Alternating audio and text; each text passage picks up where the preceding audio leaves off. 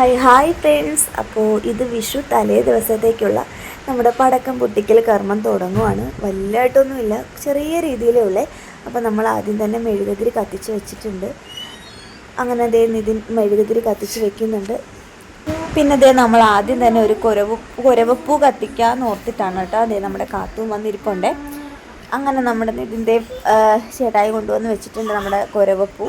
പിന്നെ ഇതേ ശിവക്കുട്ടനും കാത്തുമ്പിക്കും കമ്പെടുത്ത് കൊടുത്തിട്ടുണ്ട് കേട്ടോ. കാരണം കമ്പിൽ വെച്ച് പൊട്ടിക്കുന്ന രീതി കേട്ടോ ഇവിടെ. കാരണം പേടിയായിട്ടാണ് പിള്ളേർക്ക് രണ്ടുപേർക്കും. എനിക്കും ഭയങ്കര പേടിയാണ്. ഞാനതിൻ്റെ കാര്യം പറയാതെ പുറകെ എനിക്ക് പണ്ട് മുതൽക്കേ ഈ പടക്കം പൊട്ടിക്കുന്നതൊക്കെ ഭയങ്കര പേടിയുള്ള കാര്യമാണ്. ഞാനെന്ത് ഇതുപോലെ തന്നെയാണ് പൊട്ടിച്ചുകൊണ്ടിരുന്നത് കേട്ടോ. ഇപ്പോഴും അങ്ങനെ തന്നെയാണ്. അങ്ങനെ ദേ ശിവക്കുട്ടനും അച്ഛയും കൂടിയിട്ട് ആദ്യത്തെ നമ്മുടെ കുരവപ്പൂ കൊളുത്താൻ പോവാണ് കേട്ടോ. ഞാനിപ്പോൾ അതിൻ്റെ ഒറിജിനൽ ഇത് കാണിച്ച് അതിൻ്റെ വീഡിയോ കാണിച്ചു തരാം കേട്ടോ.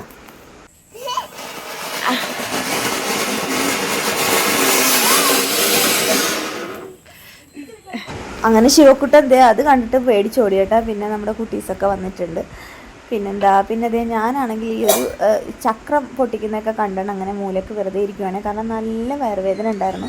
പിന്നെ ആകെ കത്തിച്ചത് ഈ ഒരു വലിയ മത്താപ്പുമാണ് കേട്ടോ. ഇതൊരു പാക്കറ്റ് അങ്ങനെ ഇരുന്ന് കത്തിച്ചു. പിന്നെ നിതിനും പിന്നെ അവർ പടക്കമൊക്കെ നമ്മുടെ ഓലപ്പടക്കവും പൊട്ടിച്ച് അങ്ങനെ നമ്മുടെ വിഷുവിൻ്റെ ചെറിയ ആഘോഷം തുടങ്ങി കേട്ടോ.